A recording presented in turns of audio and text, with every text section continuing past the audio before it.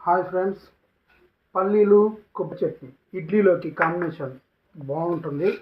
దానికోసం కావాల్సింది వేయించి పొట్టు తీసుకున్న పల్లీలు, అట్లనే ఒక 2-3 వెల్లుల్లిపాయలు,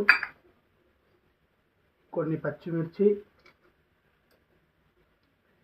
అలాగే పచ్చి కొబ్బరి, అలాగే మన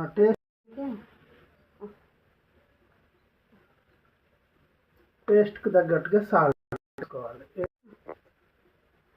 కొంచెం వాటర్ పట్టుకొని వేసుకొని మిక్సీ పట్టుకోవాలి.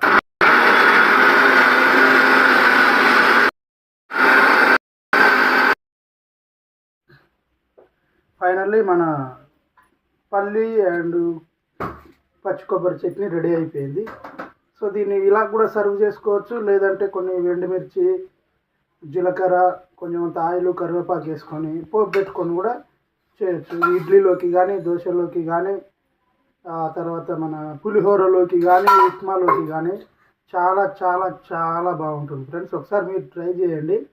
అలాగే మన వీడియో నచ్చితే సబ్స్క్రైబ్ చేయండి, షేర్ చేయండి అండ్ ఫాలో చేయండి. Please subscribe my channel and R&K home foods. Hi friends, welcome to R&K home foods. ఈరోజు మన టిఫిన్ వచ్చేసి ఇడ్లీ అండ్ కోకోనట్ పల్లి చట్నీ. టేస్ట్ చేద్దాం ఫ్రెండ్స్, ఎలా ఉందో చట్నీతోటి ఇడ్లీలు.